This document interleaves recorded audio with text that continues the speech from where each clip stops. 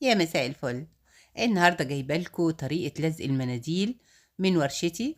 كان عندي ورشه بسيطه كده صغيره. حبيت ان انا يعني اوريكم ازاي بيتلزق المنديل للناس المبتدئه اللي لسه يعني ما يعرفوش يلزقوا المنديل كويس. حبيت ان هما يستفادوا معايا. هنجيب المنديل وكيس بلاستيك او شفاف، نرش المنديل بالميه ونخرج من تحتيه كل فقاعات الهواء بطريقة سهلة وبسيطة. طالما المنديل فيه مية ما تخافوش، يعني هيتزحلق من على الكيس، ما تقلقوش. طبعا هنا بتأكد ان الصندوق محطوط عليه الورنيش بتاعه. بأكد بمنديل، مش لازم كارت طبعا لان هنا الصندوق عندي بومبي، ف يعني هيبقى غلط ان انا اشتغل بكارت.